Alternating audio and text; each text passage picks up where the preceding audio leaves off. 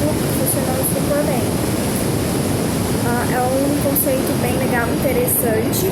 Não que seja exatamente igual Brasília, mas Brasília foi inspirada nesse conceito de cidade-jardim. No entanto, é uma cidade feita monumental, não pensada para pedestre, entendeu? Então, se vocês forem pensar, se vocês forem observar, olhando Brasília, ela é uma cidade feita para carros, né? Ela não é feita para pedestre. Apesar dos prédios serem feitos de pilotis, as pessoas elas podem circular embaixo, né? Ter esse térreo livre, né? As distâncias são muito longas, os prédios são muito grandes, então não foi feito pensando em escala humana, em escala monumental, certo? Aí como que, pra gente entrar então, né, nas cidades, elas precisam ser estruturadas. Aí ele vem falando da estruturação da cidade, que a gente tem aquele conceito de campo rural versus cidade urbana, e uma transição entre esses dois. Aí a gente estrutura elas como bairros e os bairros que vão fazer essa divisão da cidade e a junção dos bairros vão formar essa cidade englobando toda uma unidade espacial, né? Então vai formar uma região, uma grande região. E aí como que isso é regulamentado? Por isso que a gente tem a Lei de Uso e Ocupação do Solo, que é o Estatuto das Cidades e é o que desenvolve elas. Então por isso que a gente tem essas normativas, principalmente a Lei de Uso e Ocupação do Solo, para não determinar o tipo de atividade que vai desenvolver em cada área, em cada um desses bairros, né?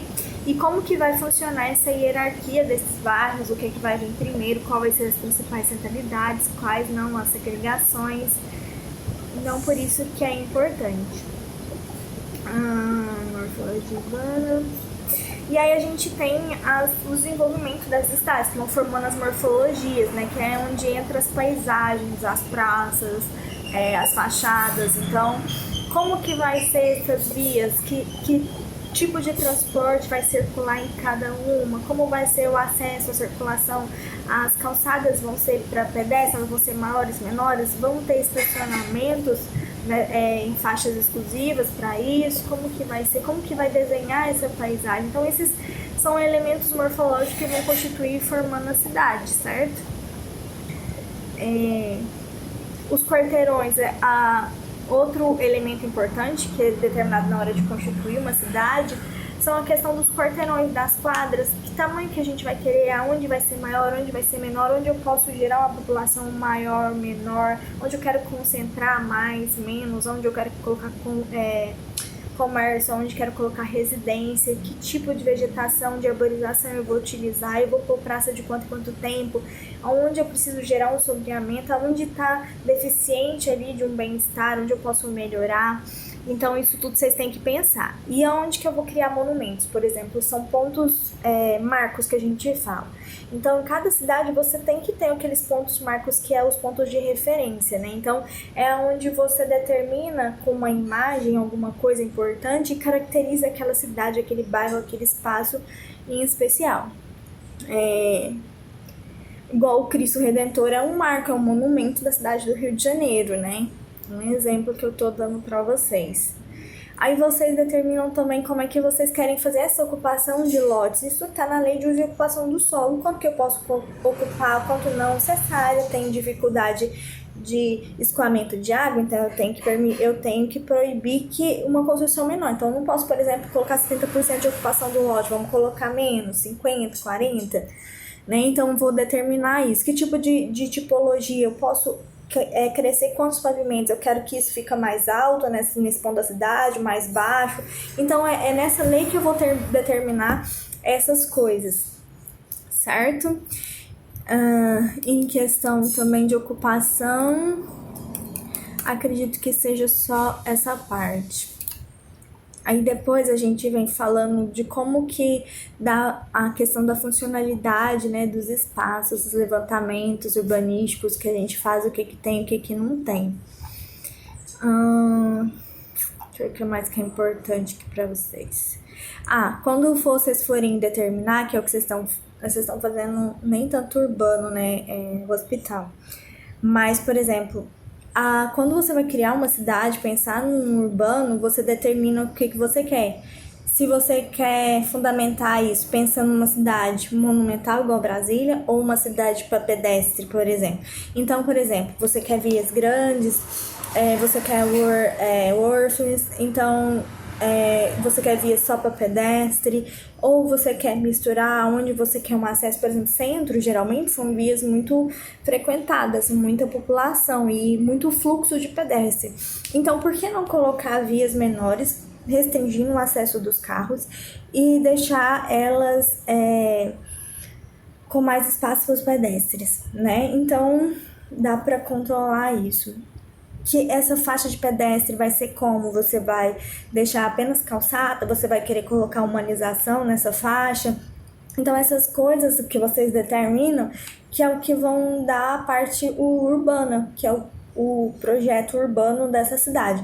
É analisar e identificar quais os problemas em cada espaço e como resolver esses problemas, inserindo, por exemplo, objetos, bancos, mais vegetação. Curitiba é um bom exemplo de como que você consegue trabalhar a mobilidade urbana e principalmente a circulação de pedestres, porque eles têm uma via, inclusive no vídeo que eu mandei para vocês, é excelente e ajuda muito nessa prova. Quem viu vai ajudar bastante para entender os processos urbanos e como que isso vai se dar, essa análise espacial e preenchimento. Principalmente porque Curitiba é um dos pontos referenciais no Brasil, principalmente por conta deles terem encarado aquela mudança naquela via principal para pedestre e ter feito ela super inteligente, certo? Então, assim, e aí então você tem que escolher se essa cidade vai ser em qual dimensão vocês querem colocar, pensar em qual urbanização, que é escolher determinadas regras de acordo, que é o uso e ocupação do solo, a lei, que vai determinar onde você vai encher mais, menos, tamanho de gabarito, fachada, essas coisas. Aí a gente tem que pensar em tudo isso quando vai fazer o projeto, e isso vai entrar na parte de elaboração projetual urbana, certo? Para vocês que sabem aí, que tem alguma diferença. O que mais? Mas sempre quando você vai pensar, você tem que pensar na cidade como uma escala humana. Então, você coloca o homenzinho e determina os espaços, né? E vai redesenhando elas. A gente chama de plano de massa, que é como no paisagismo. O plano onde vai ser alto, baixo, onde vai ser mais ocupado, menos ocupado. Faz as maquetes para ver essas escalas como estão. E se é uma escala maior do que humana, aí vai para a escala monumental, né? Então tudo isso vai fazer com que essa cidade seja convidativa ou não. E a questão também de inserir aspectos importantes para tornar ela uma cidade sustentável, certo? Vamos ver o que mais que posso ajudar vocês aqui. Mas no conceito de tudo, quando você vai elaborar um projeto urbano, você pensa nesses pontos principais e aí você começa a jogar isso em ideias. O urbano é bem parecido com o paisagístico, né? E para finalizar, né, quando você vai fazer um estudo, você sempre busca referências nos elementos projetuais, que são esses quais, né? Tipo, é como se fosse um estudo preliminar, igual a gente faz um arquitetônico, só que é urbano. Um levantamento de quais necessidades, quais são as rotas mais viáveis para o transporte público, será que dá para passar trem, será que eu posso colocar um metrô ou não? Então é esse estudo que vai nessa parte, principalmente do estudo preliminar, né? Você vai estudar aqueles espaços, você vai pegar aquele projeto, identificar as áreas onde é ideal colocar edificação ou não, as áreas ideais para colocar espaços livres para o público, aonde é o melhor ponto para passar.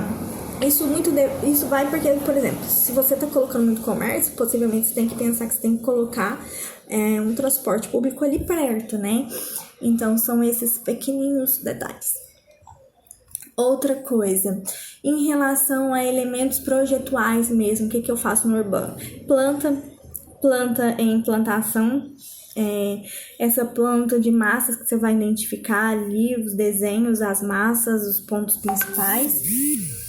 E a gente faz o plano arquitetônico, tem corte transversal, longitudinal, para ver inclinação, o gabarito, que é o perfil do terreno, então a gente identifica ali não só a topografia, mas também questão de identificar as alturas. A gente também coloca planos ortogonais, os planos ortogonais, que são desenhos, perspectivas para identificar o que a gente quer fazer. Então, e geralmente das vias, principalmente pra gente ver esse desenho, certo? Que mais que eu preciso? É bem tranquilo, urbano. É bem isso, é bem simples, mais do que... no urbano tem umas coisas que é importante, que é a questão da diagramação. Os diagramas, os fluxogramas, porque isso vai identificar as rotas que você quer que tenha ali, entendeu? Então, isso é extremamente importante, tá? Então, acho que é bem isso, é bem simples e qualquer coisa vocês falam comigo.